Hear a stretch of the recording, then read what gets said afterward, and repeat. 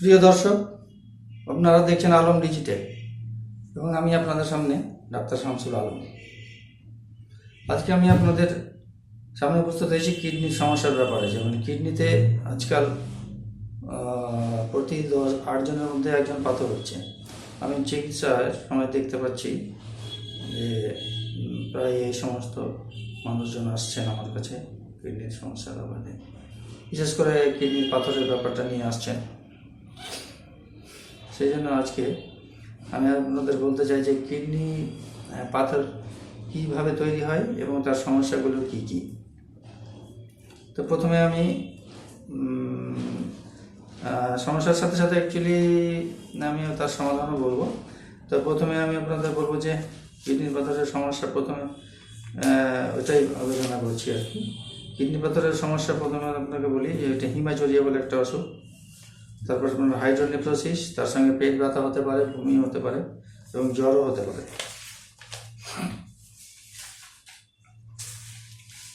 প্রথমে এবার হিমাচুরিয়া কী জিনিস সে ব্যাপারে বলতে চাচ্ছি। হিমাচুরিয়া আপনারা দেখবেন যে পেচ্ছাপের সাথে অনেক সময় রক্ত বেরিয়ে আসে, সেটাকে অ্যাকচুয়ালি হিমাচুরিয়া বলে। এখন এর ব্যাপারে ডিটেলস তো আলোচনা করা এখনো সম্ভব নয়। তারপরে আমি আসছি আপনার হাইড্রোনেফ্রোসিস। হাইড্রোনেফ্রোসিস হচ্ছে কিডনির মধ্যে জল জমে যাওয়া। এখন কিডনি থেকে যখন আমাদের রক্ত পরিস্রুত করে যখন প্রস্রাবটা অ্যাকচুয়ালি তৈরি হয়ে ব্লাডারে আসে, ব্লাডার থেকে আবার বেরিয়ে যায় ইউরেথ্রার মাধ্যমে। তো ব্লাডারে যখন আসে কিডনি থেকে প্রস্রাবটা তৈরি হয়, তার একটা নালী থাকে, সেই নালীর নাম হচ্ছে আপনার ইউরেটার। ইউরেটারের মধ্যে যদি কোনো সময় পাথর আটকে যায় তাহলে কিন্তু আপনার কিডনির মধ্যে জল জমতে আরম্ভ করবে। কারণ যে প্রস্রাবটা না বেরিয়ে আস্তে আস্তে ব্যাক ফ্লো হতে থাকবে। ব্যাক ফ্লো হলে কিডনিতে আপনার জল জমে কিডনিটা ফুলে যাবে। তো সেই ক্ষেত্রে আপনার কিডনি কিন্তু সঠিকভাবে আর কাজ করতে পারবে না। সে সময় কি দরকার? সেই সময় আপনার কিডনির পাথরটা তাড়াতাড়ি সরিয়ে দেওয়া দরকার আছে। আর একটা কথা হলো, যদি বেশি দিন ধরে আপনার এই কিডনির ইউরেটারের মধ্যে আপনার অ্যাকচুয়ালি পাথরটা মানে অ্যাকচুয়ালি ইম্প্যাক্টেড হয়ে মানে জমা থেকে অ্যাকচুয়ালি ওখান থেকে বাধাপ্রাপ্ত হয়ে প্রস্রাব অনেকদিন ধরে কিডনির মধ্যে জমা হতে থাকে, তাহলে সেক্ষেত্রে আপনার কিডনির যে ফাংশান, কাজ করার ক্ষমতা, সেটা ওই পাথরটা সরিয়ে নিলেও কিন্তু বেশি দিন এইভাবে থাকার ফলে কিডনি আর স্বাভাবিকভাবে ফাংশন করতে পারে না। সেই জন্য এই ক্ষেত্রে দরকার যে তাড়াতাড়ি কিডনির পাথরটা বের করে নেওয়া। আর বাকি যে সমস্যাগুলো বললাম সেগুলো জ্বর, পেট ব্যথা, এগুলো হলো আপনার অ্যাসোসিয়েটেড সিমটমস বলে এদেরকে। কারণ যে অনেক সময় ওই যে হিমাচুরিয়ার সময় কোনো জায়গা ছড়ে গিয়ে রক্ত বেরিয়ে যায় পাথরটার সঙ্গে ঘষা দিয়ে, তখন মানে ইনফেকশন হয়ে যেতে পারে।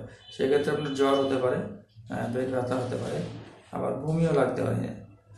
তো যাই হোক, এবার সমস্যাগুলো মোটামুটি বললাম।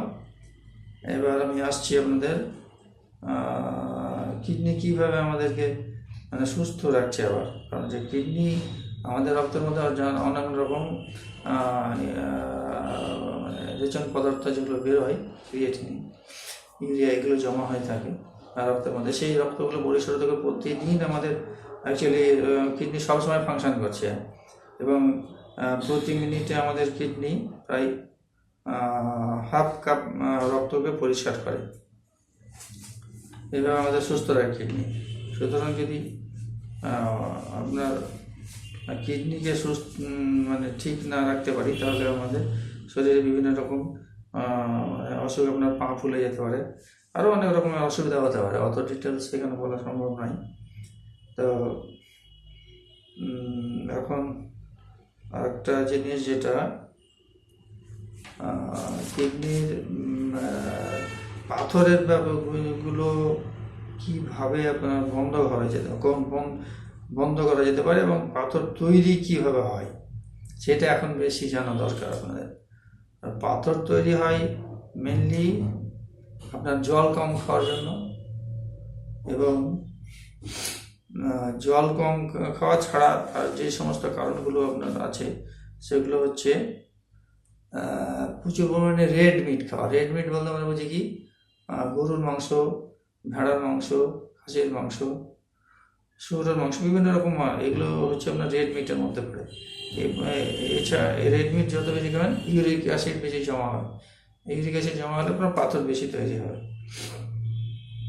এছাড়া যে সমস্ত খাবারগুলো আমাদের কিডনির পাথর তৈরিতে সাহায্য করে সেই খাবারগুলো হচ্ছে আপনার চিংড়ি মাছ, কাঁকড়া, লবস্টার এক ধরনের হতো চিংড়ি মাছ আর কি বড়ো সাইজের, যেগুলো এখানে হয়তো সবসময় পাওয়া যায় না, সেগুলো খেলে আপনার পাথর তৈরি হতে পারে।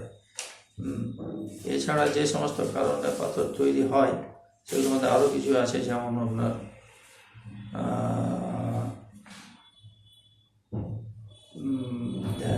বেশি পরিমাণে আপনার ভিটামিন সি কিনে খাওয়া, সিনথেটিক ভিটামিন সি আপনার কিডনির পাথর তৈরিতে সাহায্য করবে। এছাড়া আছে আপনার লবণ এবং চিনি বেশি খেলেও কিন্তু কিডনির পাথর বেশি হয়। এবার কিডনির পাথর আপনার যে যাতে না হয় সেটা কি করা যায়, সেই ক্ষেত্রে একটা আলোচনার ব্যাপার থাকে। সেটা হচ্ছে আপনি যদি ধরুন এই যেমন জলটা আপনাকে ঠিক প্রচুর পরিমাণে সময় মতো জল পিপাসা লাগলে আপনার জল খেতে হবে। তারপরে জলটা ঠিক মতন খেলে আপনার কিডনির পাথর হওয়ার সম্ভাবনা অনেকটা কমে যায়। এছাড়া ন্যাচারাল ক্যালসিয়াম যেগুলো আছে, যে সমস্ত খাবারের মধ্যে যেগুলো ক্যালসিয়াম, যেমন দুধ, দই, এগুলোতে যেগুলো খাবার ক্যালসিয়াম থাকে সেগুলো খেলে আপনার কিডনির পাথর কম হবে। আর যে খাবারগুলো আপনার তৈরি করতে সাহায্য করে, যেমন বলেছিলাম রেড মিট, গরু, শুয়োর, বিভিন্ন মাংস, খাসির মাংস, চিংড়ি, কাঁকড়া, কচ্ছপ, এগুলো কম খেলেও আপনার কিডনির পাথর স্বাভাবিকভাবেই কম তৈরি হয়। এছাড়া আপনাকে প্রচুর পরিমাণে খেতে হবে কি ফল, সবজি, এই সমস্ত খাবার খেলেও আপনার কিডনির পাথর মানে কম হবে আর কি। এবার আসছি আমার কিডনির পাথর তো কী কারণে হয়, আপনার কিডনি পাথর মানে কীভাবে প্রিভেন্ট করবেন, মানে কীভাবে বন্ধ করা যাবে সবই বললাম। এবার কিডনির পাথর চিকিৎসার ব্যাপারটা আছে। কিডনির পাথর চিকিৎসায় আমি হোমিওপ্যাথিক চিকিৎসায় আমি অনেক রোগী দেখেছি, তাদের অনেককে দেখেছি কিডনির পাথর বেড়ে গেছে এবং তারা বেশ ভালোই আছে। কিন্তু তাদেরকে একটা উপদেশ দিয়েছি যে খাবারগুলো খেতে হবে, যে খাবারগুলো বাদ দিতে হবে, জল প্রচুর পরিমাণে খেতে হবে। এই সমস্ত ব্যাপারগুলো মেনটেন করলে কিডনির পাথর আর হবে না আর চিকিৎসার পরে আর কি। আর আপনারা যদি আমার সঙ্গে পেড কনসালটেশন করতে চান তাহলে 7797407962 এই নম্বরে ফোন করতে পারেন, আর হোয়াটসঅ্যাপও করতে পারেন।